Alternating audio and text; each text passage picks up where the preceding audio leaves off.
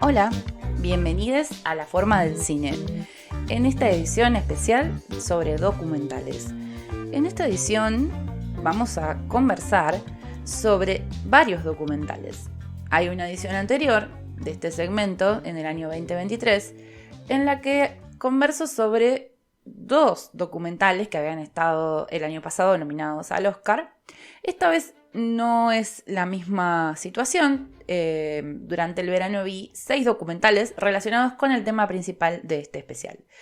En este especial esta vez no tengo invitado ni invitada, estoy sola porque la verdad es que es un interés mío personal y creo que esta vez también la particularidad que van a encontrar en este episodio, que yo no sé bien exactamente cuántos minutos me va a llevar, pero no van a ser 12 ni 14, seguro van a ser más. La particularidad que tiene este episodio es que va a trascender quizás el comentario de lo que tenga que ver con lo audiovisual o con lo cinematográfico. Creo que también me moviliza un montón la empatía que siento por esta temática, más allá de el morbo que a todo el mundo le inspira generalmente, la curiosidad, la empatía, el sentir que con algunos testimonios me sentí identificada.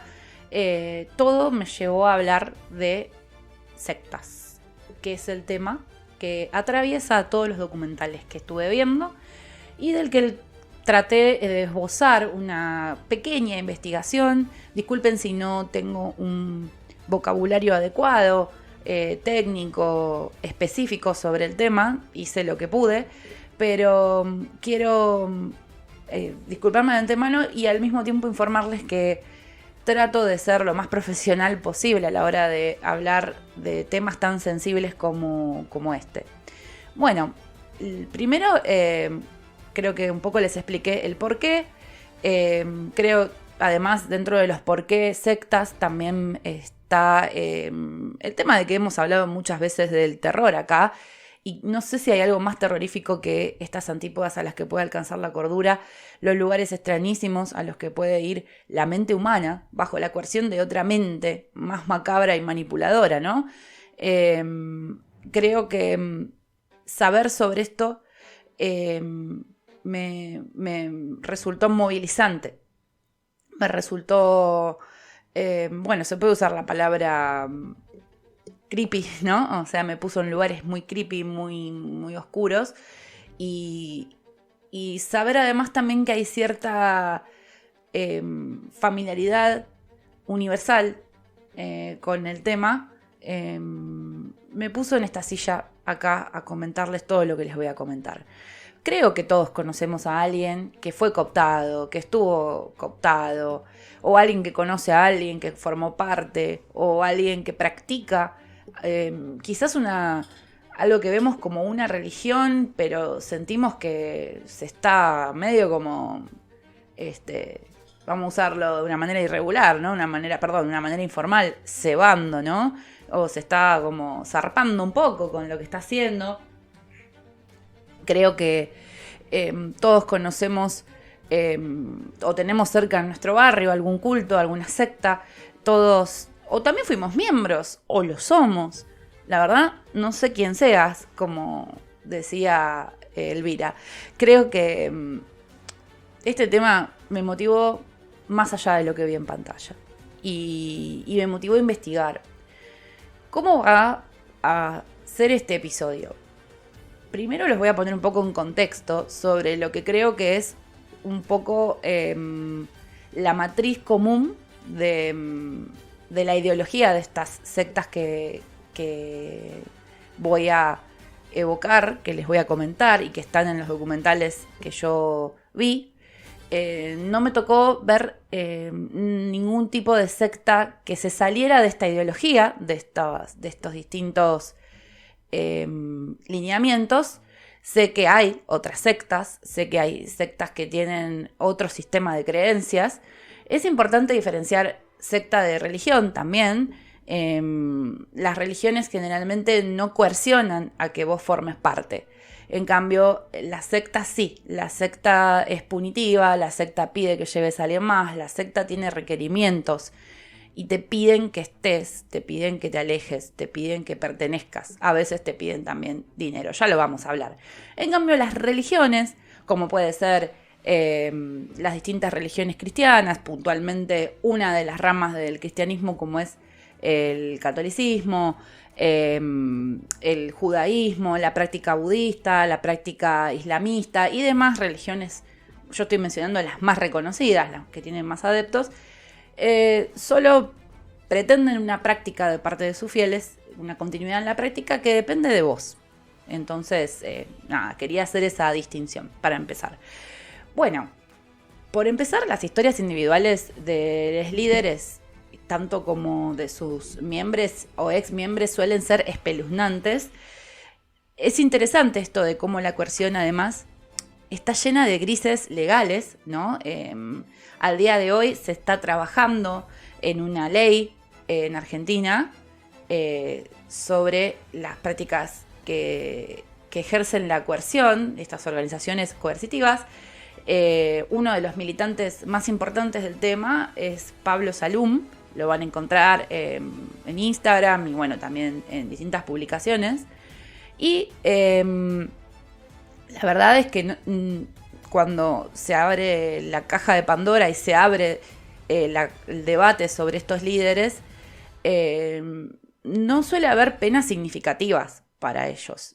Bien, con esto quiero decir que no es fácil encerrar a un líder de secta, que todos tienen su historia personal, que la verdad es que no se puede tampoco generalizar, que siempre se tiene que hacer un trabajo de singularidad individualizada en cada uno de los casos y que siempre se, digamos, masivizan o se reconocen los casos más extremos, como es el caso de Manson Family, en la familia Manson, en el clan Manson, o que fue una coerción homicida, o sea, hubo asesinatos de parte de este tipo, de Charles Manson,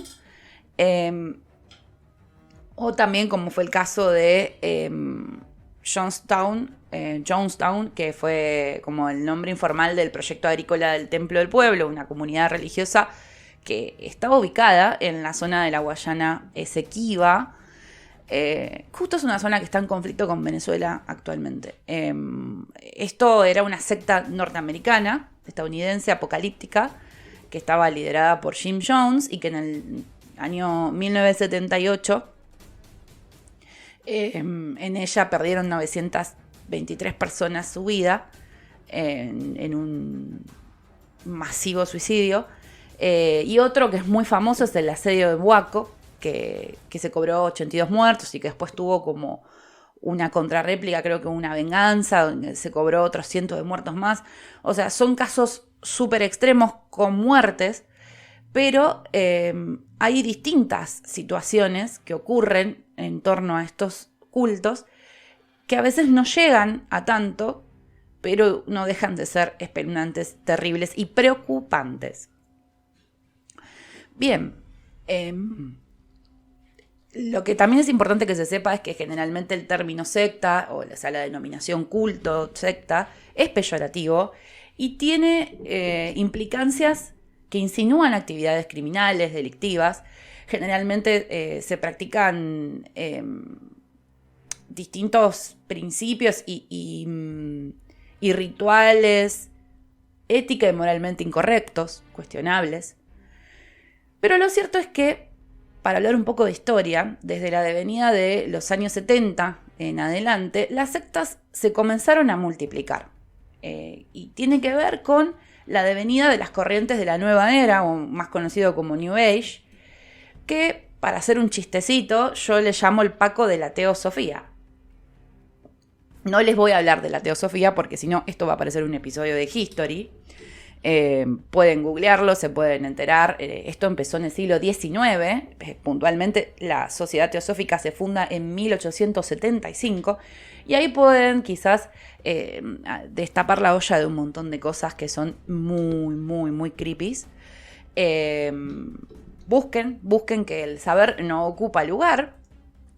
Bueno, y puntualmente entonces de lo que sería una interpretación, lo que sería una moderación de la teosofía, gnosticismo y principios de la masonería, etc., deriva el New Age, que ante todo es un movimiento social, es religioso. Bueno, pueden seguramente asociar bastante al hipismo con esto, en lo que tiene que ver con la ecología espiritual, etcétera, etcétera. Bien, nace en los años 60, en el siglo XX, y en realidad es como una manifestación de una especie de río subterráneo de cultura alternativa que atraviesa la historia de las ideas occidentales desde la antigüedad, o sea, toda la historia de las ideas. Es muy ambicioso, por lo tanto, para mi gusto, se torna confuso. En las últimas décadas, el carácter contracultural inicial de este movimiento acabó por desaparecer hasta convertirse en una subcultura individualista, ¿les suena?, integrada en el mercado del consumo espiritual. Es decir, el comercio de la fe, el comercio de la espiritualidad explota, ¿sí? Hasta el día de hoy ya vamos a ver ejemplos en el presente.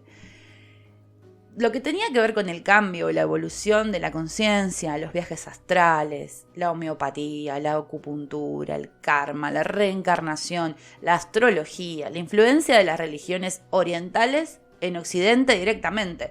Recordemos, gurúes, chamanes, hinduismo, etc.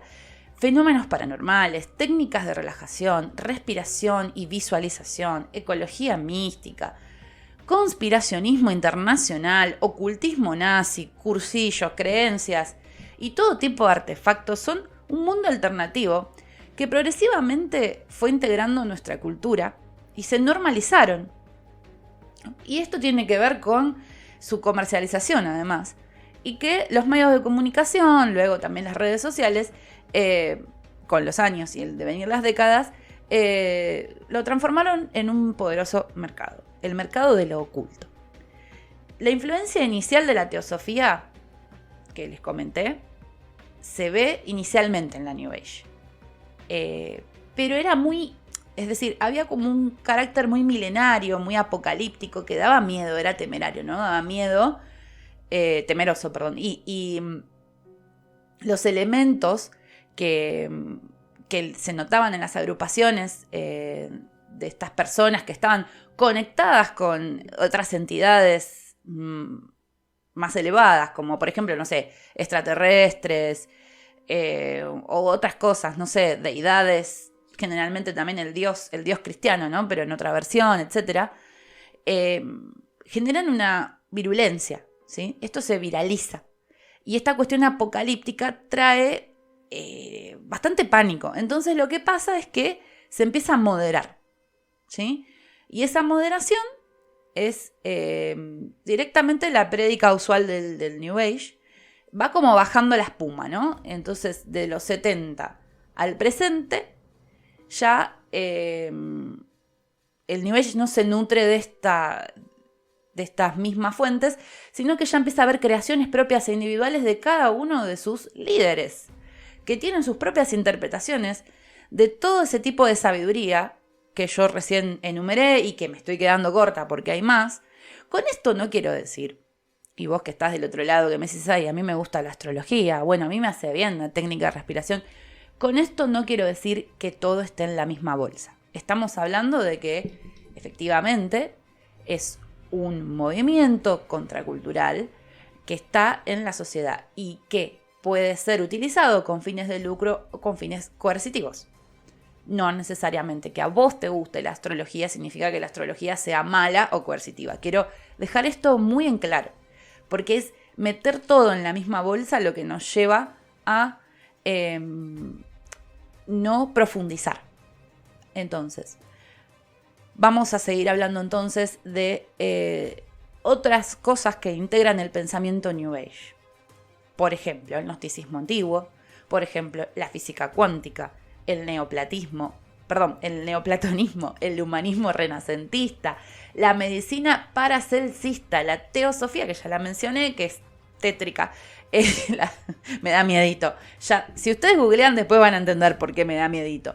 El espiritismo, los movimientos de juventud que, no sé si les suena, pero los movimientos de juventud alemanes previos a los años 60, entre guerras, nos llevaron a lo que pasó en Alemania en la Segunda Guerra Mundial. Entonces, quiero decir que hay cosas del New Age que son muy oscuras. Que el New Age ha sido atravesado por situaciones muy oscuras en sus diversas interpretaciones. Bien, también la psicología del mismo Jung, la psicología junguiana, está metida en la misma bolsa por ser contemporánea al nacimiento del New Age. Otra de las ideas que tiene el New Age es adquirir términos puntuales. Esto lo vamos a ver también en las distintas sectas.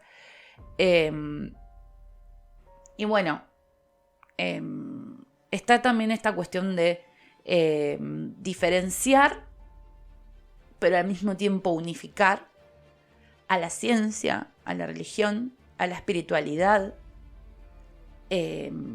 al conocimiento, bajo una sola verdad, bajo una sola idea revolucionaria, bajo una idea que eleve al espíritu, ¿sí? Esto es como, al fin y al cabo, un resumen, ¿no?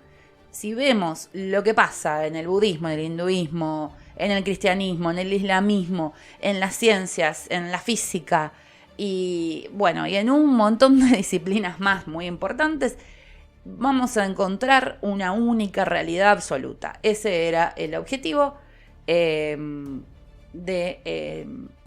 un principio, la teosofía y luego de la corriente de New Age. Todo tiene que ver con una elevación individual de la espiritualidad y esto es muy peligroso, ¿no? Porque justamente la palabra individual es donde está la clave. Bien. Una vez hecha esta introducción, que espero que la hayan podido comprender, que se haya entendido más o menos los lineamientos del New Age, les invito a que sigan investigando, que googleen. Yo tomé de distintas webs lo que acabo de comentarles y que más o menos fui explicando también a mi manera de interpretar. Pueden seguir investigando, no quiero hacer muy extenso el episodio, sinceramente es un tema que es muy largo, tiene que ver con la historia, está conectado con el siglo XX, piensen en los boomers, en la posguerra, en la Segunda Guerra y la posguerra, y que generalmente la proliferación de las sectas está directamente conectada con momentos donde las personas sufren muchísimo y eso les genera vulnerabilidad. O sea, es posible que cuando las sociedades se encuentran más vulnerables, encontremos más proliferación de sectas, porque las sectas justamente ofrecen un escape.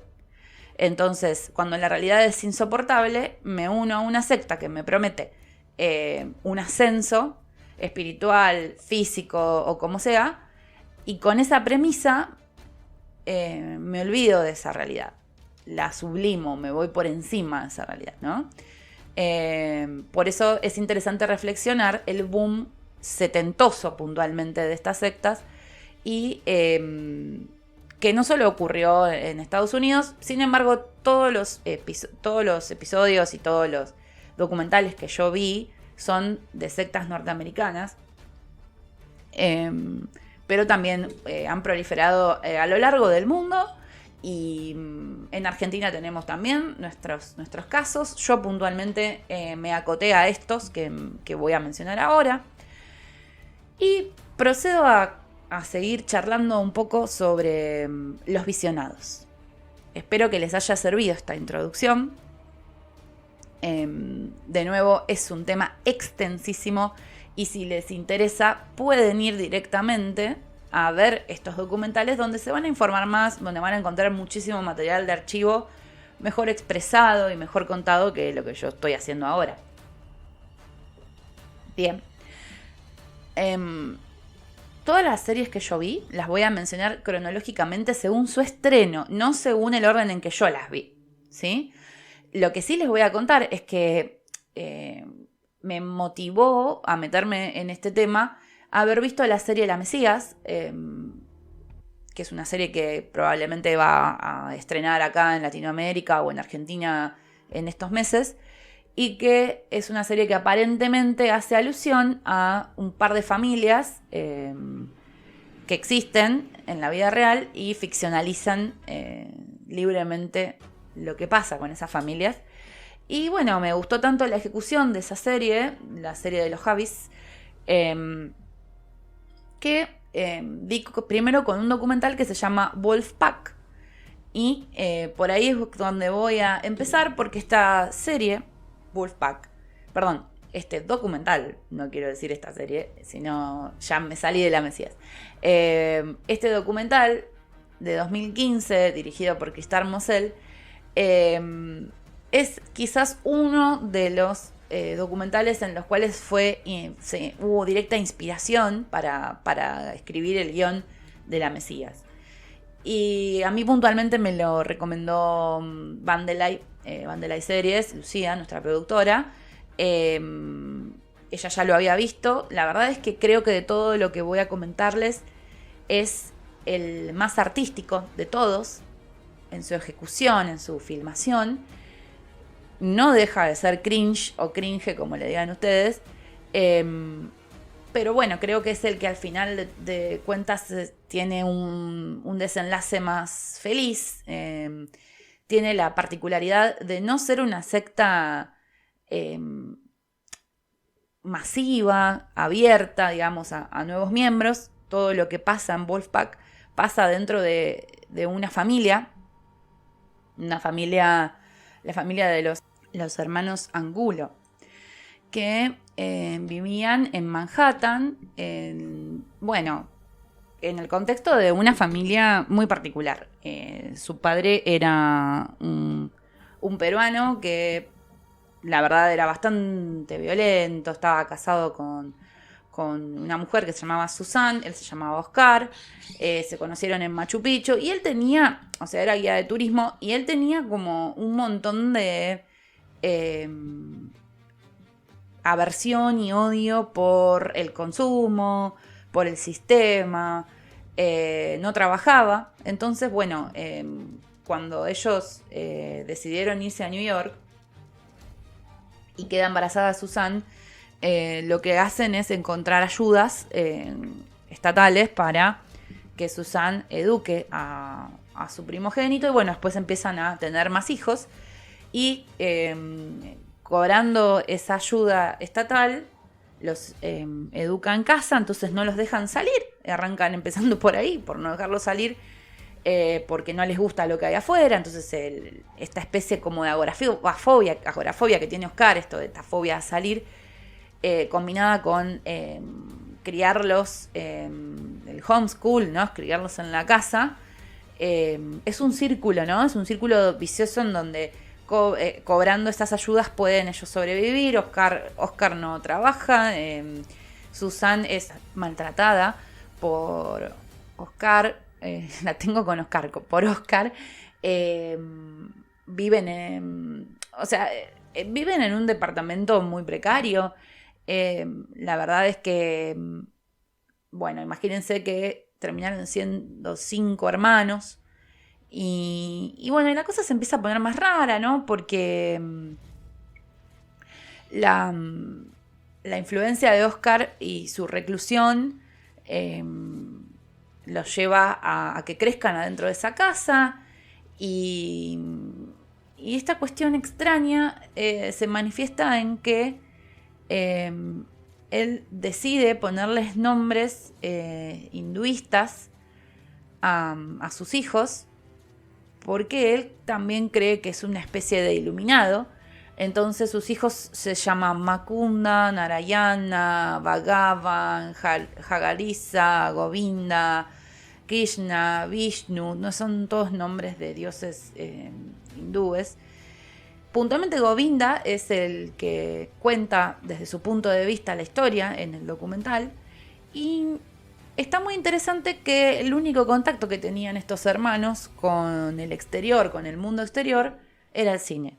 Entonces por eso creo que decía que la ejecución es artístico y también el contenido es artístico, porque los chicos, para entretenerse, porque estaban sin salir al exterior, como le llaman ellos, recreaban escenas de películas clásicas como Perros de la Calle. De hecho, el afiche de la película, el póster de la película, los muestra a ellos con trajes y lentes, como haciendo alusión al póster original de la película Tarantino. Y es muy divertida toda esta recreación, es divertido de ver, da un poquito de impresión quizás las condiciones en las que ellos viven y cómo interpretan el mundo. No quiero explayarme demasiado, quiero que tengan un poco de sorpresa, porque creo que es el más bello, entre comillas, de todo esto que vi. Es muy interesante ver cómo los servicios sociales la tienen muy difícil para involucrarse en este tipo de casos. Creo que eso también se ve en La Mesías, pero bueno, La Mesías está ambientada en España, es otra las leyes, son otras las reglas del juego. Es interesante el rodaje de esta peli. Creo que está ejecutado de una manera magistral. Y bueno, les invito a que vean cómo un culto en más pequeña escala también es un culto, también es una secta. Y voy a empezar ahora a hablarles de otro documental que vi, que es del año 2018, es Wild Wild Country, tiene 6 episodios, y es un documental que van a encontrar en Netflix. Y yo creo que así como Wolfpack fue el más artístico, este es el más faraónico. Acá se van a encontrar con la secta de Osho y cómo llevaba a cabo, cómo ejecutaba su sabiduría y sus conocimientos y sus principios su asistente Sheila. Está contado ante todo desde el punto de vista de Sheila y de sus distintos ex miembros. Creo que también tienen el punto de vista de los vecinos del culto. Está interesante esto de los vecinos. ¿Por qué? Porque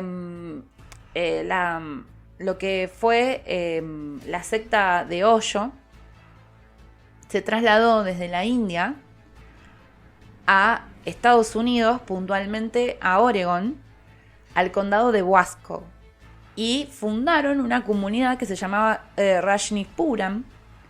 Y bueno, todo fue muy, muy faraónico de verdad. Estoy hablando de algo que es muy difícil de procesar.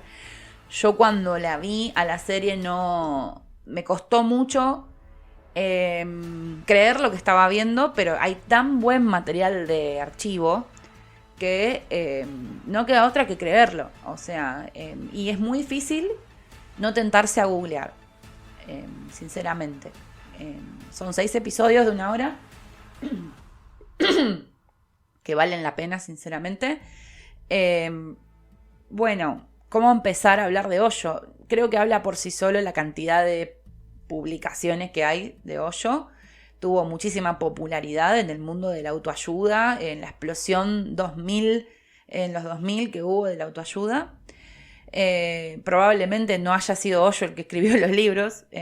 Creo que es el escritor más prolífico que existió, más que Stephen King, y no es creíble que él haya escrito todos esos libros. Es muy interesante cómo el documental está enfocado puntualmente a que veamos lo que fue el crecimiento, o sea, el inicio, el crecimiento y la caída de esta comunidad de seguidores.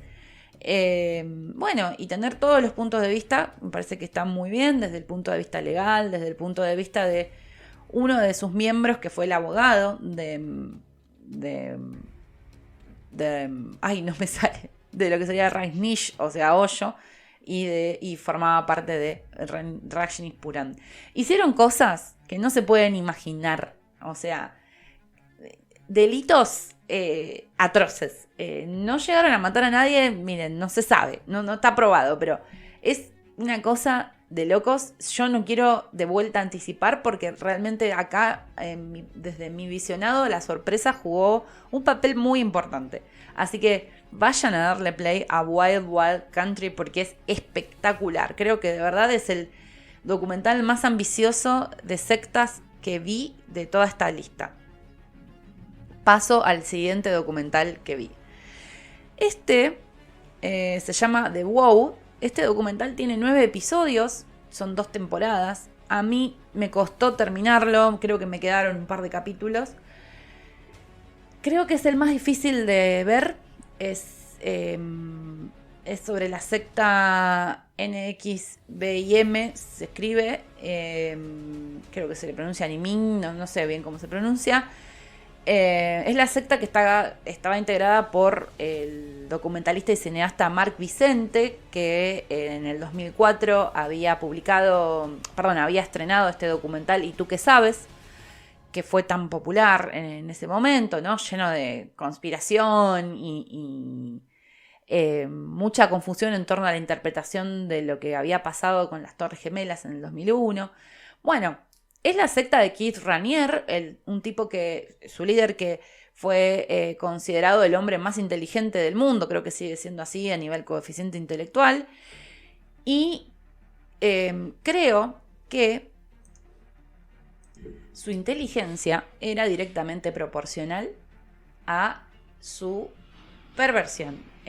Se comprobó que dentro de la secta había una especie como de grupo, él les decía como las elegidas, ¿no? Ese era como un grupo selecto de esclavas sexuales. Se comprobó que a las mujeres las marcaban con hierro caliente en la cadera, como si fueran ganado. Se comprobó también un montón de tipos de abusos, coerción para trastornos alimenticios. Es muy impresionante. Yo creo que este es el más condenable de todos los cultos que estuve investigando, y creo que es el que es más difícil de presenciar, pero a su vez es el que, cinematográficamente hablando, ¿no? El documental es el que es menos entretenido. Creo que quizás si les interesa conocer lo que pasó con este culto, es interesante que lean artículos, porque el documental me parece que no está lo suficientemente bien logrado. Quizás los primeros capítulos están buenos para entender. Es aberrante y es muy, muy, muy duro. Muy, muy, muy, muy duro.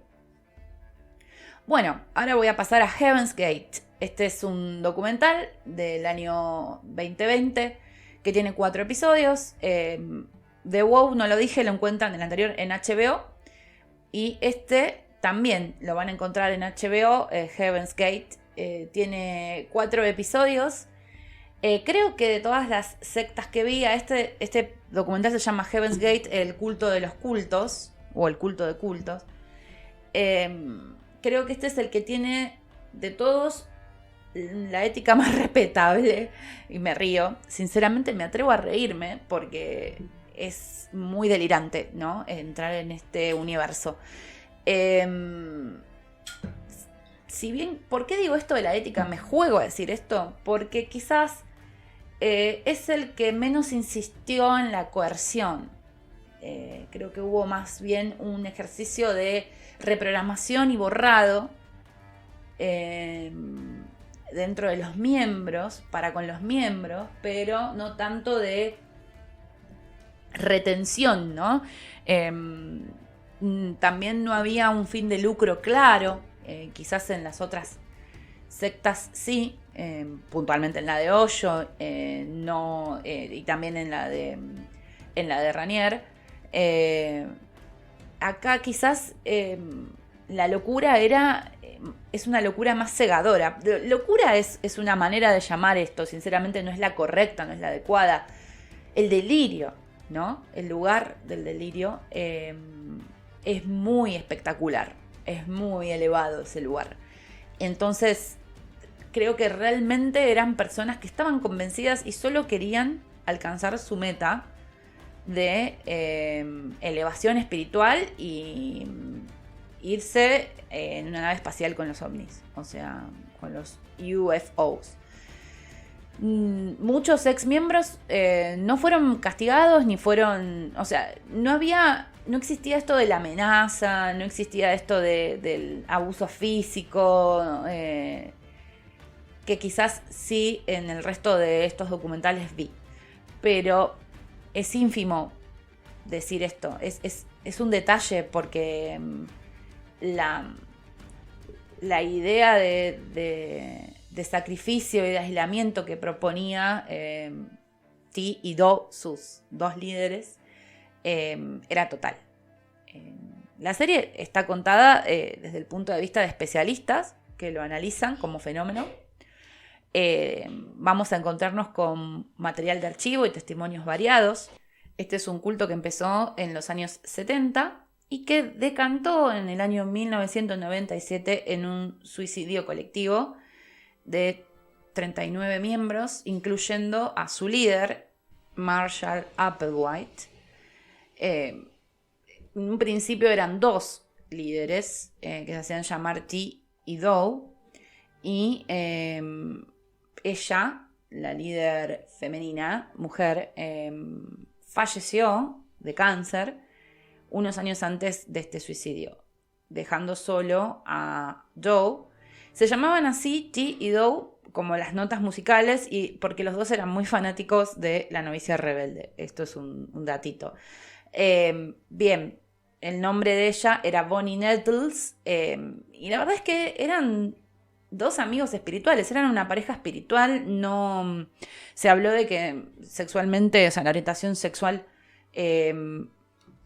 de Ti vendría a ser, perdón, de Do, de Marshall, que era gay, pero que bueno, que no lo aceptó nunca salió de el closet. Bien, ¿qué se sabe de este grupo? Este grupo, Heaven's Gate, es quizás como uno de los más, si se puede decir, puros y duros en lo que es secta.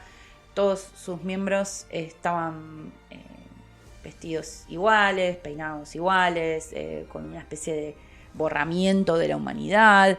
La idea era que todos ellos en realidad no eran seres humanos, sino que eso era como una especie de, el cuerpo era como una especie de cáscara, ¿no? En la que un caparazón, y que dentro había un alienígena. Entonces había que olvidarse de nuestra humanidad, porque eso era solo un recipiente en el que estaban. Y esa premisa efectivamente generaba un borramiento identitario. Entonces es muy interesante ver las fotografías y al mismo tiempo es bastante movilizante. Interesante y movilizante al mismo tiempo, también bastante espeluznante. Porque es como si todos tuvieran la mirada perdida y fueran la misma persona multiplicada. Es de verdad muy, muy fuerte.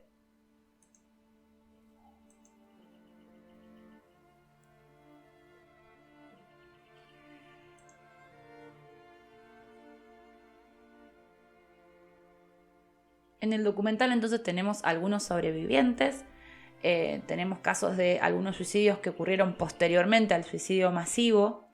Tenemos, bueno, al ser 3 episodios hay como 3 enfoques, pero en todos hay testimonios de ex miembros y de familiares y de especialistas. Puntualmente este es el que tiene mayor presencia de psiquiatras, sociólogos, psicoanalistas, psicólogos, opinando sobre el fenómeno de esta secta y de todas las sectas en general. También se ubicaron en Waldport, Oregon, para predicar en salones. Al haber estado tanto tiempo juntos, fueron teniendo distintas fases. Eso está todo dentro del documental. Hay como también distintas reglas muy interesantes que ellos tenían dentro de su grupo. Esta cuestión de la asexualidad, esta cuestión del celibato que se proponía. Y también es bastante interesante el uso que se le daba a las páginas web cuando recién empezaban a masivizarse internet en los años 90. Tenían a varios informáticas adentro de su grupo. Así que bueno, bien, es muy culto de cultos, en el sentido de que hay un montón de pureza en el estilo de vida que tenían, esta cosa monástica, aislada. Y generalmente se le dice eso, ¿no? Culto de culto como modelo de otros cultos, ¿no? Bien. Creepy. Complicado. Vamos a pasar entonces ahora a otro documental que creo que este es el más delirante que vi de todos, si tengo que usar un adjetivo. Este es bastante nuevo, es del año pasado, 2023, la directora Hannah Olson, y es la historia de una líder mujer que se autodenominaba a sí misma Madre de Dios, que pasó de trabajar en un McDonald's, tener un puesto muy alto en McDonald's, a iniciar este culto. Y está todo contado desde el material de archivo, desde los testimonios. Lo que tiene de interesante y distinto es que es una serie de testimonios, pero no hay ningún tipo de juicio o voz. Son los hechos.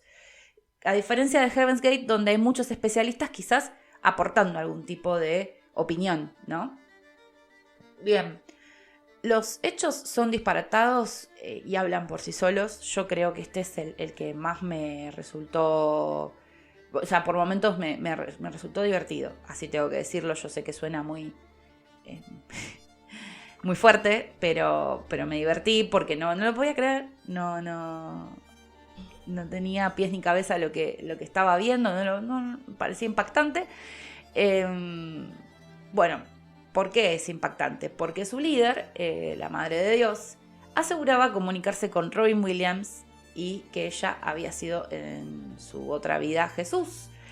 Además, también Robin Williams era el líder de los Galácticos, que era como un grupo de figuras con las que ella se conectaba, como Juana de Arco, Marilyn Monroe, John Lennon y otros más. Y con los que consultaba constantemente. Es una historia sumamente triste porque así como otros líderes de sectas, dejó atrás una familia que la extrañó porque ya falleció y que quedó devastada. Bueno, ella se llamaba Amy Carlson, tenía 45 años cuando murió.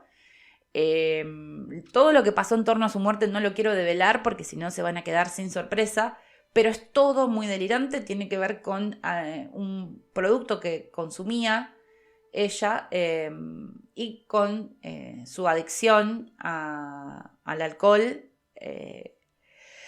y a otras sustancias, pero sobre todo al alcohol.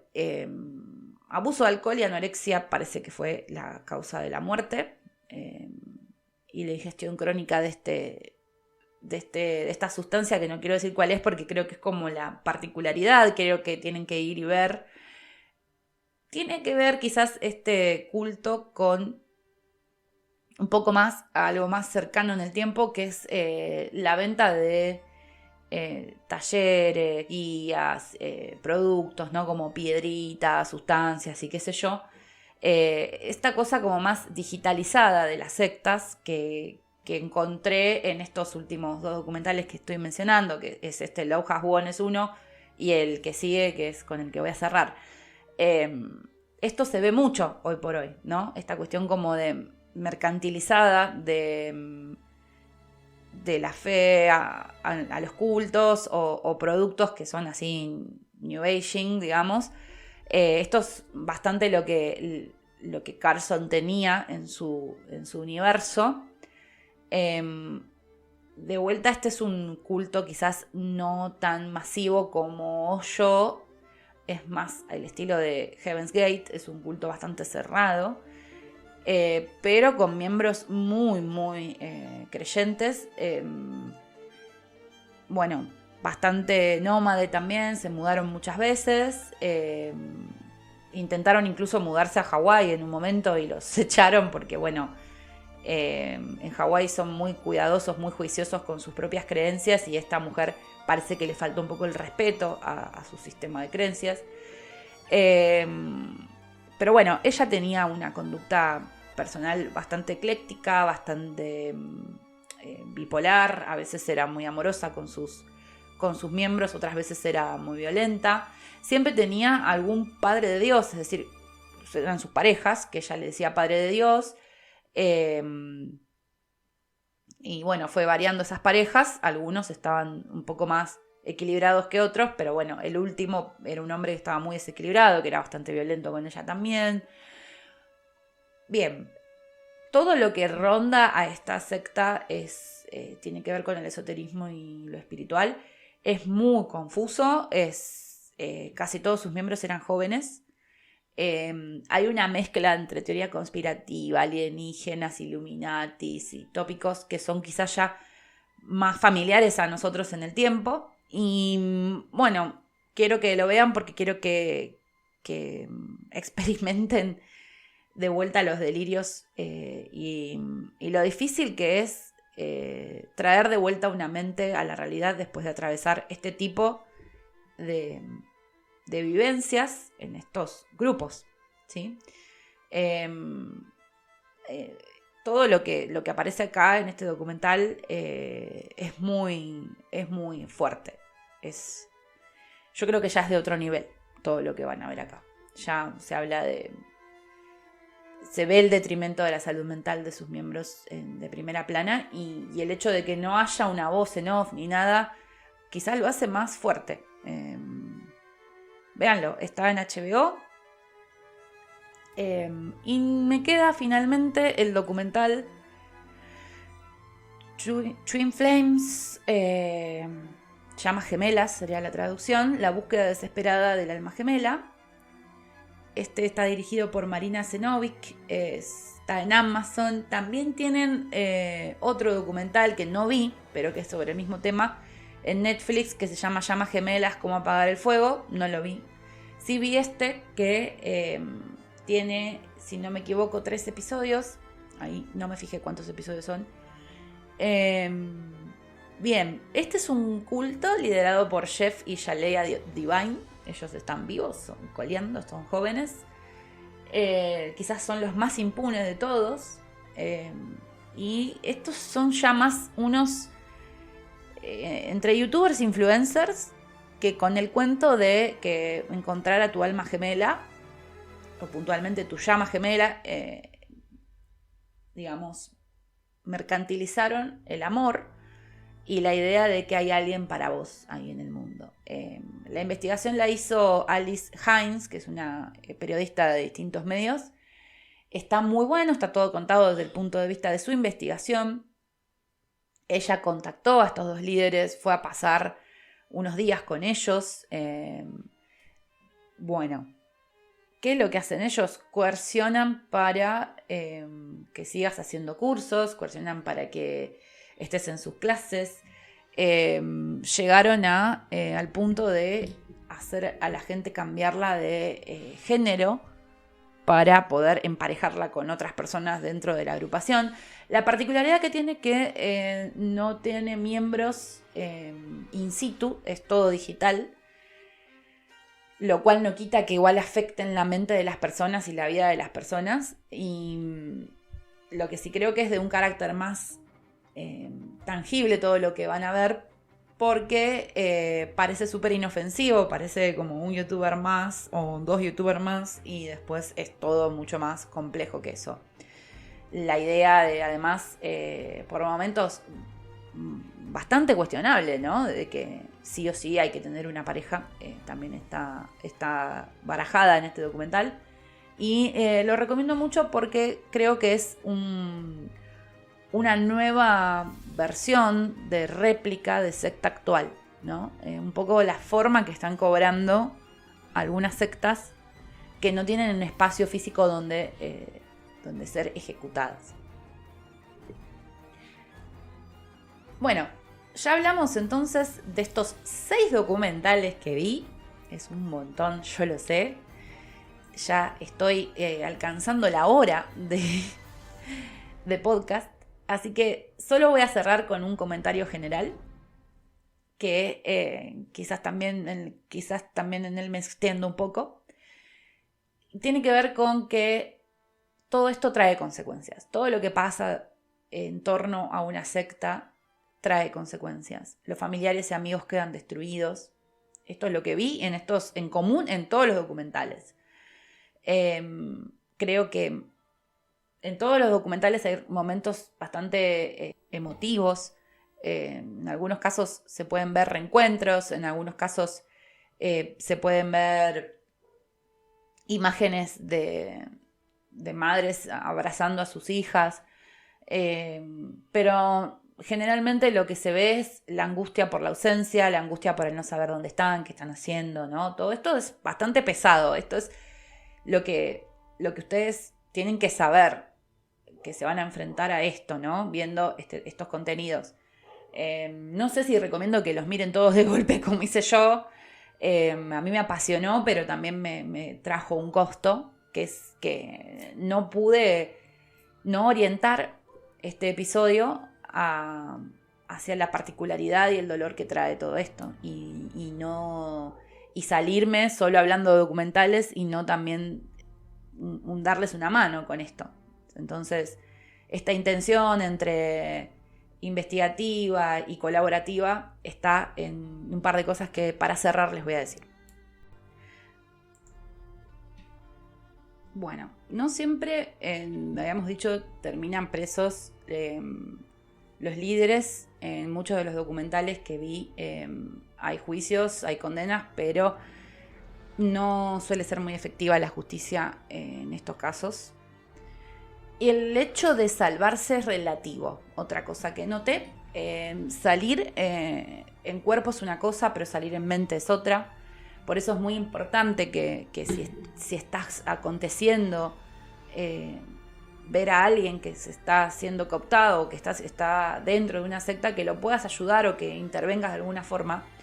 Porque después los especialistas dicen, no lo digo yo, que la mente está completamente cooptada. La mente sigue cooptada. La mente tiene un proceso de exilio que es muy difícil de revertir. Entonces, como a vos te borraron la voluntad, te cambiaron tu accionar, te manipularon, armaste toda una nueva persona. Y por eso creo que está muy interesante esta máxima tan temible de uno de los psiquiatras que hablan especialistas sobre sectas, que hablan en Heaven's Gate, en el documental, que es que nadie está exento, que nunca hay que decir nunca. No solamente en el ámbito de los derivados religiosos y espirituales se puede encontrar una secta. Hay ambientes sectarios también que pueden acontecer en el ámbito de la militancia política o dentro de un fandom. Hay que estar atento y atenta. Creo que suele ser llamados los miembros como locos o los líderes como esos locos, pero me parece que eso es una limitación. Yo creo que le queda corto, yo creo que no es adecuado, yo creo que relativizás y le quitas profundidad si le decís es un loco. Esto es otra cosa. En el caso de los miembros son víctimas. Y el estado en el que quedan los cooptados y que están los cooptados tiene distintos niveles y bueno, se puede abordar de distintas maneras según el nivel en el que esas mentes estén cooptadas. A veces las personas con problemas mentales que no estuvieron en una secta tienen más oportunidades de mejorar y salir adelante que estas personas. Por eso digo que es muy grave y que es importante el accionar. Bueno, ¿qué más decir? Voy a contarles lo que sentí que hay en común en estas sectas y cómo operan. Esto tiene que ver con todos los documentales. Primero surgen los líderes, después viene el reclutamiento de miembros, que también a su vez piden que vengan, que traigan más miembros, ¿no? Esta cosa de la pirámide. También se desprecia todo aquello que no entra dentro del universo de la secta. En el caso de las sectas americanas hay como una especie de fascinación por Oregon. Es como que en Oregon parece que fuera como medio el Uritorco de Capilla del Monte de ellos. Bien, todos aíslan a sus miembros de sus familias, si es que las familias no forman parte del culto. Todos llegan en algún estado vulnerable, ya sea económico, con problemas de adicciones, tienen abusos familiares, abandono, son personas huérfanas a veces, o personas con riquezas materiales, pero muy confundidas, muy solas. Bien, otra cosa que suelen hacer es proponer vestimentas parecidas. Los líderes tienen códigos de vestimenta en pos de borrar la personalidad. A veces los androgenizan, como es el caso de Heaven's Gate. Todo el objetivo tiene que ver con borrar la humanidad, con apagar el ego, con eliminar el ego. Esto, si buscan en YouTube a Marilyn Manson, ay Dios, a Charles Manson, van a escucharlo hablar de esto del ego. Es muy convincente Charles Manson cuando uno lo escucha, suspendiendo un poco el sesgo de que es Manson. Bueno, bien. El objetivo entonces es la reprogramación, ¿no? Un reseteo de la persona que llega confundida y sufriente. La idea es apagarle la mente y volver a escribir de cero, y por eso generalmente se les otorga un nuevo nombre. ¿Qué más pasa? Siempre hay promesas de elevación, de ascenso, de crecimiento, de evolución. Esto puede llevar toda la vida, esa es la idea. Y en el caso del lucro, de esa manera se mantienen y se aseguran un ingreso monetario. Bueno, generalmente hay terminologías, vocabularios, redefiniciones, tecnicismos y talleres y niveles y deidades dentro de este universo. Se tiende a crear mandamientos, manifiestos, tratados. Cuando se produce el fenómeno del aislamiento, se crea todo un nuevo mundo con sus reglas, y esto es lo que es difícil de olvidar después, cuando se logra sobrevivir. Nuestro cerebro no es una máquina que tiene un software y que se puede volver a programar, que se puede llevar a un service. Es mucho más complicado que eso. Todo esto deja huellas profundas en nuestra psique. Bien, ¿qué más decir? Actualmente se utilizan muchísimo las webs, las redes sociales como canales de comunicación. Creo que esto es muy peligroso porque, bueno, ahora se puede pedir dinero por transferencias, entonces, bueno, hay muchas estafas también. Se suele asociar a las estafas piramidales. Ahora hay un montón de variantes y creo que hay un montón también de cosas que prédicas que son muy, muy horribles y que atrasan mucho entre estos grupos, y que está bueno prestar atención porque conllevan consecuencias también que enferman a las personas. Pienso en el caso de Ranier con su gordofobia, que le pedía el sacrificio del ayuno a a sus miembros y que lograba así controlarlos completamente porque estaban como zombies que no comían, o también, no sé, Jeff y Shaleia, los de Twin Flames, que forzaban la transición de identidad sexual. O sea, todas estas cosas son sumamente complejas, y hay ideologías muy horribles detrás de todo esto, y fobias muy feas también, ¿no? La homofobia, la gordofobia. Bien, vamos a hablar un poco también de consejos a tener en cuenta. Yo actualmente no voy a juzgar a todos los grupos que practiquen New Age de distintas maneras, pero quiero hacer un apartado para cerrar sobre algo que está proliferando mucho últimamente, que para mí cataloga como organización coercitiva, que son los grupos de coaching y PNL que prometen formación, entre comillas, una formación no formal, que no tiene respaldo oficial en coaching ontológico profesional, ¿no? Dice coaching ontológico profesional. Y demás técnicas que apuntan a públicos jóvenes. Esto es importante. ¿Por qué lo menciono? Porque actualmente están proliferando mucho. Tengo cerca una conozco a una persona con la que hablé, que tiene a su sobrina ahí adentro, y me dijo que practica constantemente esto del coaching por medio de seminarios, que tienen actividades de un día para el otro en horarios absurdos, qué sé yo, está esto de que supuestamente te ayudan a conseguir trabajo, pero te piden 50.000 pesos al mes, y que cuando conseguís una propuesta laboral te dicen que estás para algo mejor, coercionan para que lleves más personas, bueno.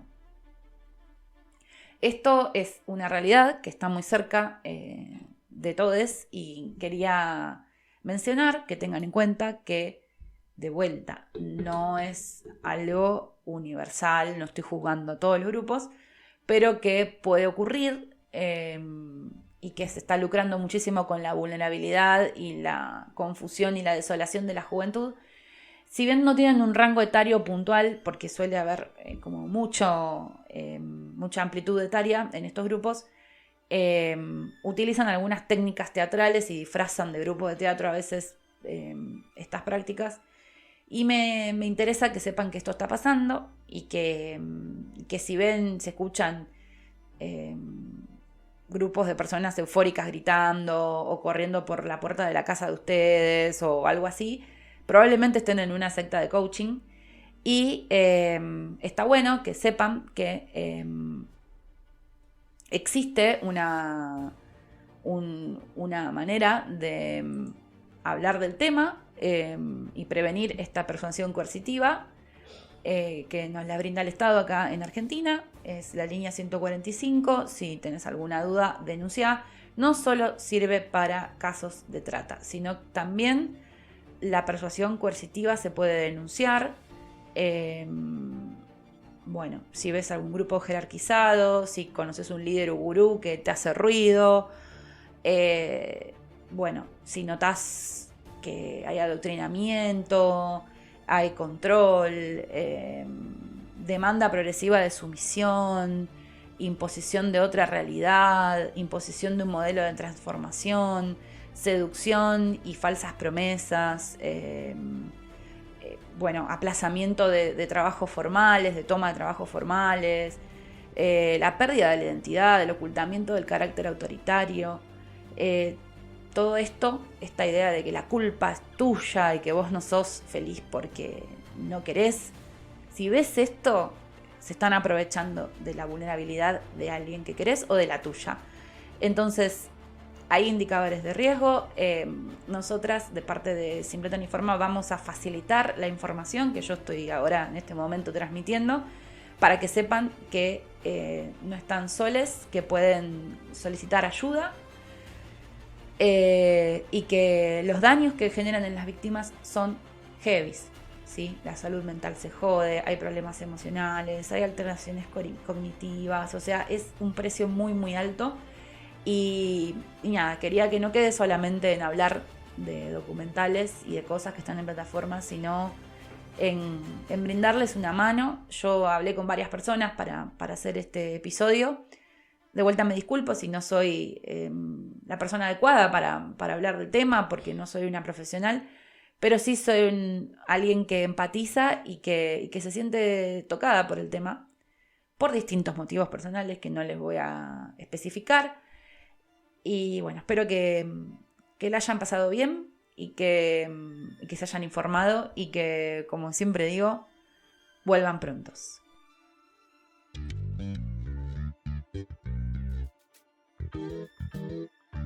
Hey, si llegaste hasta acá y te gusta lo que hacemos, es momento de que te sumes a nuestra comunidad. Nosotras somos Sin Plata ni Forma, un podcast de cine, series y otras músicas. Nos encontrás en Instagram como @sinplataniforma y en Twitter como @spnfpodcast. Nos podés encontrar en Spotify, Google Podcast, Amazon Podcast, Apple, iVoox y YouTube. Gracias por estar del otro lado. Te esperamos.